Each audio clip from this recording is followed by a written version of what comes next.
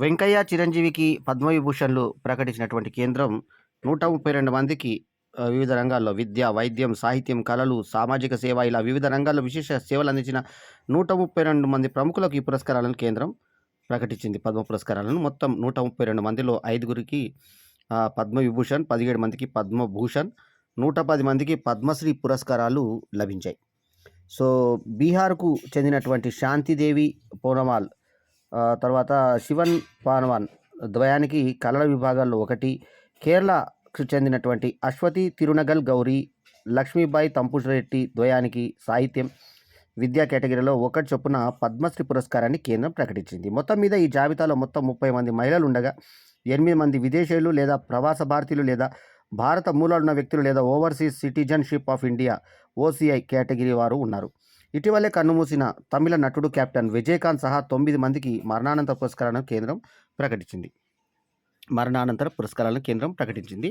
పద్మభూషణ్ గ్రహీతలు. పద్మభూషణ్ పురస్కారాలు లభించిన వారిలో పద్మవిభూషణ్ పురస్కారాలు లభించిన వారిలో వెంకయ్య నాయుడు, చిరంజీవితో పాటు తమిళనాడుకు చెందినటువంటి ప్రముఖ సినీ నటి వైజయంతిమాల బాలి, ప్రముఖ నర్తకి పద్మా సుబ్రహ్మణ్యం, సులభ్ శౌచాలయ వ్యవస్థాపకుడు బిందేశ్వర్ పాఠక్ మరణానంతర పురస్కారం ఉన్నారు.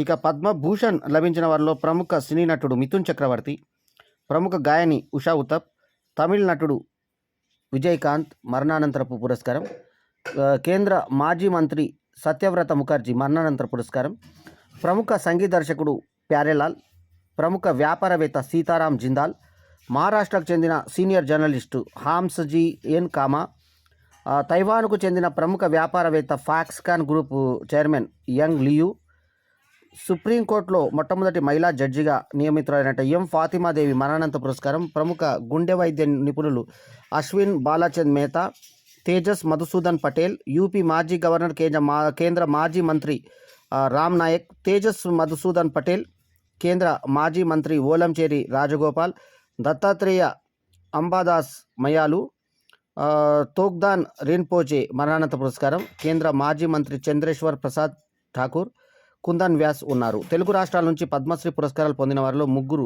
డి ఉమామహేశ్వరి, గడ్డం సమ్మయ్య, దాసరి కౌండప్ప అన్సంగ్ హీరోస్ పేరిట విడుదల చేసిన 4 మంది జాబితాలో ఉన్నారు. అలాగే పద్మశ్రీ పురస్కారానికి ఎంపికైన తెలుగేతర ప్రముఖుల్లో రోహన్ బొపన్న, తర్వాత జ్యోత్స్న చిన్నప్ప వంటి వారు ఉన్నారు. సో, ముఖ్యంగా మెగాస్టార్ చిరంజీవికి పద్మవిభూషణ్ రావడం అందరూ అభిమానులకు కూడా గర్వకారణంగా ఉంది. ఈ వీడియో కనుక మీకు నచ్చితే లైక్ చేయండి, కమెంట్ చేయండి, షేర్ చేయండి. మా ఛానల్కు తప్పకుండా సబ్స్క్రైబ్ చేయండి. ఎల్లప్పుడు మీ ఆదరాభిమానులను ఆశించే మీ ఆల్రౌండర్ స్టార్ బాల్యం వేణుమాధవ్. నమస్తే. జై హింద్. 75వ గణతంత్ర దినోత్సవ శుభాకాంక్షలతో.